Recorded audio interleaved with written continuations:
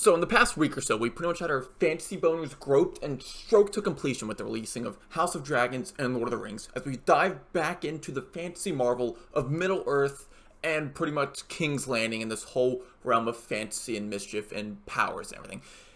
While these are two very different scenarios, stories, and worlds, there's a lot of similarities between both of them, meaning the medieval time frame, the dragons, the creatures, the drama, the chaos, the elves, the who's ruling what kingdom, what realm, and stuff like that. So I thought, what better time to compare both of them, the House of Dragons and Lord of the Rings. This is the initial, I guess, comparison video, which is better at the moment. We have 2 episodes premiered from The Rings of Power, then we have 3 of the House of Dragons. I'm going to do it again when both seasons end. I thought the best way to compare it now is base it off pretty much what we're interested in. The characters, the world, and the story that we have so far to go off of and where it's landing. How much are we gripped off of these initial episodes from these 2 shows? And there's a lot of hate, there's a lot of comparison, there's a lot of dislike, there's a lot of drama between both of these. Which is better? Is one better than the other? Or can they both live simultaneously by themselves and be great? Which they can, but I want to compare them, so we're going to compare them and go off of that. First off, let's talk about characters. Lord of the Rings standout characters, in my opinion. Again, coming from someone who didn't read the books, watched the old movies. Same with House of Dragons, didn't read the books. I watched Game of Thrones like every other person on the planet, and I'm going off of that. If you read the books and I am wrong, let me know some knowledge in the comments. I don't care. I'm not above that. Just let me know. I'm going off strictly of someone who's watched the movies and is watching the TV shows as of right now. If I'm going to compare 2 characters from these 2 shows, let's go Galadriel and Princess Rhaenyra, right? Kind of our main character female leads for these shows, what we can see so far. Galadriel, I don't know what it is. Let me know what you think as well. I feel like I'm supposed to like her more and feel her kind of as a strong lead female character, somewhat as an underdog, but we know she's this fantastic warrior and knows lore and knows everything about the land. I don't know. I don't feel her struggle yet. I don't feel her need, like her drive. I get it. We had this brief intro of her getting bullied at the beginning of the story. Then we see her roll over on top of the guy and pretty much punch him in the face. So we know, like, oh, she's a badass. We see her fight a snow troll and pretty much 2 taps it with a special move and he's dead.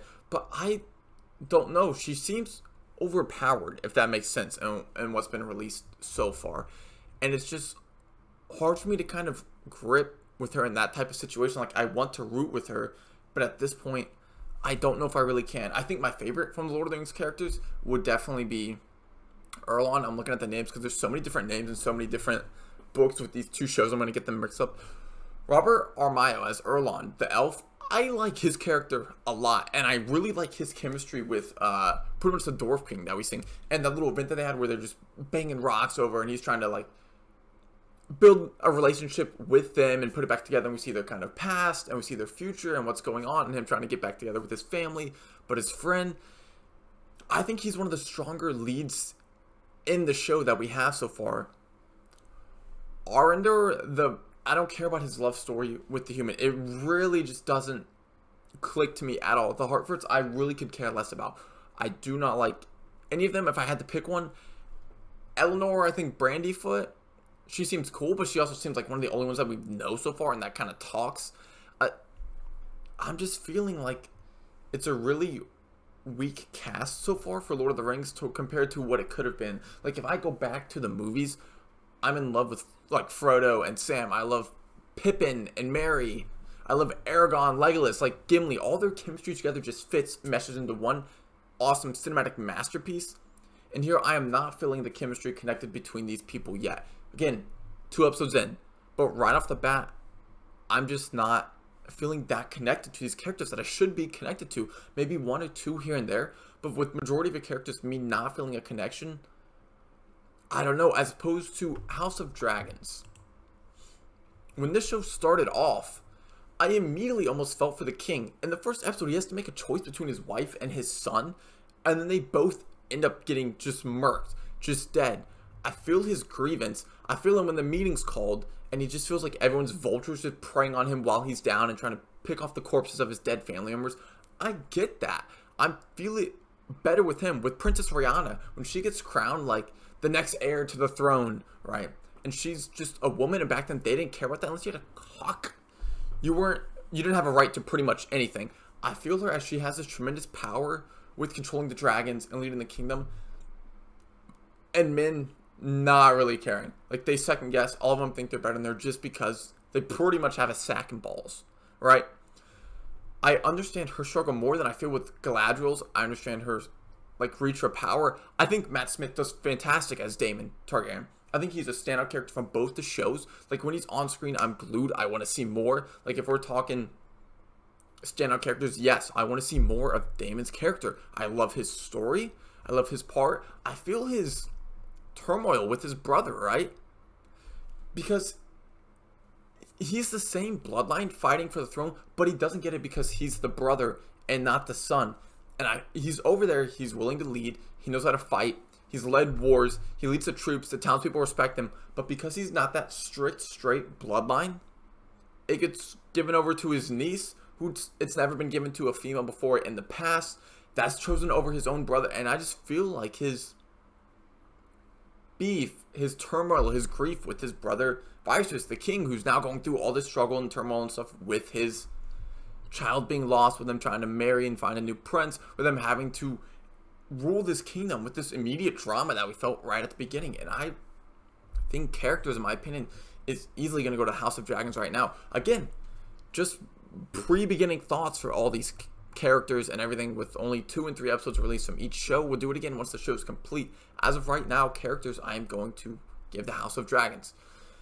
Now, for world, man, talk about just fantasy worlds built to their peak, right? There are people who have, like, dedicated their lives and scholars to the Tolkien universe, the world of Middle Earth and everything.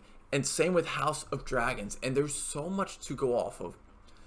Middle Earth is so in-depth, it's honestly crazy. We have the Hartfords, we have the elves, we have the dwarves, but then there's also the humans. But then in the second episode, we see also, like, mythical sea creatures swimming around like a giant worm, knocking ships over. But then we see, like, werewolf dogs coming up. Not to mention, there's also orcs in this town. Like, there's just so much going on in this world with creatures and everything, and fantasy and mystery and lore. You feel like there's treasure hidden around every corner, and there's gonna be some new type of creature you've never seen before just pop out. Whether it's good, whether it's bad, you honestly don't know.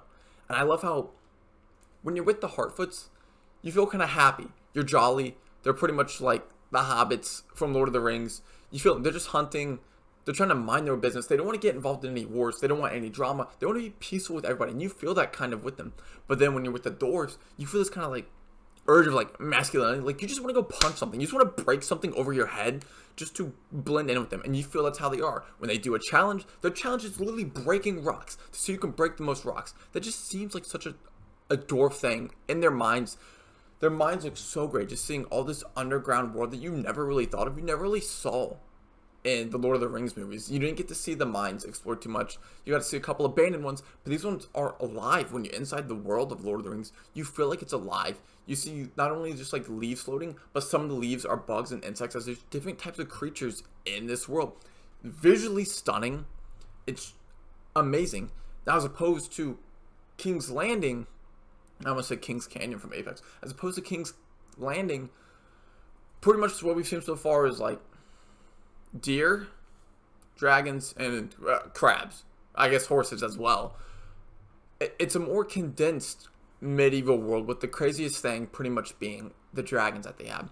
While it's not a bad world, a bad universe by any means, when you compare it to something as massive and crazy as Middle Earth, with wizards and orcs and also dragons and Middle Earth demons and dwarves, and then we have elves, and everyone has their own traditions and their own way of life and their own story and how they live and how they feast and how they fight. You feel that with the show so far, and I think that's one of the things that it does really well. You can go into the dwarf and you hear the music playing and it just matches with it, but then you can go to the elves and you hear it's kind of more, it's just different as well. But as opposed to when you go to the Hartfords, it's cheery, it's light. You feel like you're in the meadows with them. So the world of the Lord of the Rings is immersive, massive. Rings of Power does a fantastic job of that, and they better with their billion-dollar budget.